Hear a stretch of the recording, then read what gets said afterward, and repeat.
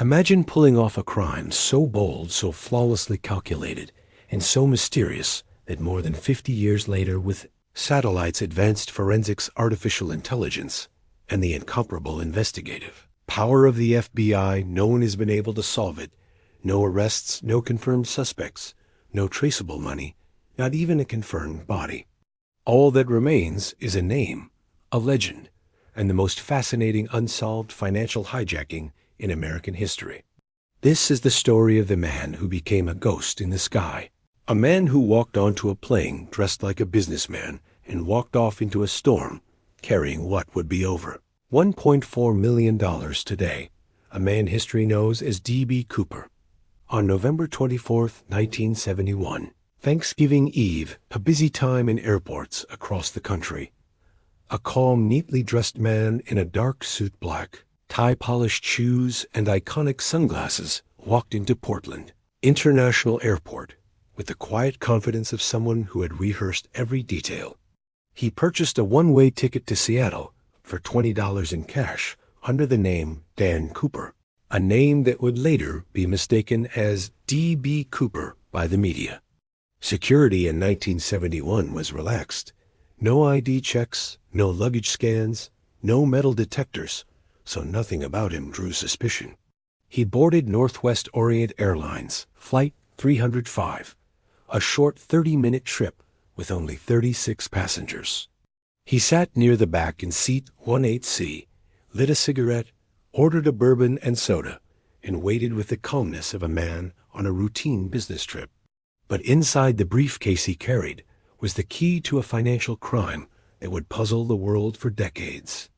Shortly after takeoff, Cooper handed flight attendant Florence Schaffner a small note, which she assumed was a phone number, so she tucked it into her pocket. But Cooper leaned toward her and whispered, "Miss, you'd better read that note. I have a bomb." When she opened it, she found a message written with neat, calculated handwriting. Cooper asked her to sit beside him. When she did, he opened the briefcase enough for her to see red cylinders, wires, and what resembled a detonator. Whether the bomb was real or not has never been proven, because the briefcase was never recovered, but in that moment, it looked convincing enough to obey. Cooper calmly dictated his demands. He wanted $200,000 in cash, 4 parachutes, 2 primary and 2 reserve, and a fuel truck ready to refuel the aircraft upon arrival in Seattle. His tone was always polite, never panicked, never angry. He even reassured her that he didn't want to hurt anyone. The captain informed authorities, and on the ground the FBI scrambled to assemble the ransom money. Banks collected 10,000 $20 bills and photographed each one, creating a ledger of serial numbers in case Cooper tried to spend the money later. Meanwhile, inside the cabin, Cooper behaved unlike any hijacker in recorded history. He wasn't nervous. He wasn't sweating. He didn't show signs of desperation. He drank, smoked, joked with the crew, and acted like a man in complete control. Passengers later said they never sensed any danger. Many didn't even know they had been hijacked until after landing. When the plane arrived in Seattle, night had fallen, and the atmosphere on the runway was tense. FBI agents stood by. Snipers were positioned hidden from view, and emergency teams waited silently. Per Cooper's instructions, no one approached the aircraft visibly. A car drove the money and parachutes to the plane. Cooper checked the cash carefully, ensuring all $200,000 was present. After confirming, he allowed all passengers and 2 flight attendants to leave the plane. He kept only 3 crew members and issued new, precise instructions. The pilots were told to fly toward Mexico City at a low altitude of 10,000 feet, with the landing gear down, flaps at 15 degrees, and the cabin kept unpressurized. Most astonishingly, he requested the plane maintain a slow speed of around 170 knots. These were incredibly specific aviation requirements, known mostly to pilots, engineers, or military parachutists. Even the flight crew later admitted that Cooper seemed more knowledgeable about the aircraft than many trained professionals. After refueling, the plane departed Seattle in stormy, freezing weather. Heavy rain slammed against the fuselage. Winds roared at dangerous speeds, and visibility was close to zero. Inside the cabin, Cooper tied the money bag tightly around his waist using parachute cords, selected one parachute, and ordered the last flight attendant to join the pilots in the cockpit. At some point during the flight, he opened the rear air stairs, a risky and nearly impossible maneuver under normal conditions. Yet Cooper handled it as if he had practiced it. At 8:13 p.m., the pilots felt a sudden pressure change, like a person had stepped off the stairs. That small shift is believed to be the exact moment when Cooper jumped into the stormy darkness below, into freezing winds, dangerous terrain, and complete unpredictability. When the plane landed in Reno as instructed, Cooper was gone. The parachute, money, and man had vanished completely.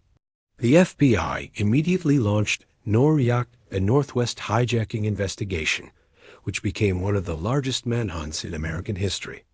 Agents searched forests, rivers, lakes, mountains, every possible landing zone along the flight path. Hundreds of military personnel joined the search. Not a single trace was found. Over the next decades, the FBI investigated more than 800 suspects, from ex-military paratroopers to missing criminals to airline employees who might have known aircraft mechanics.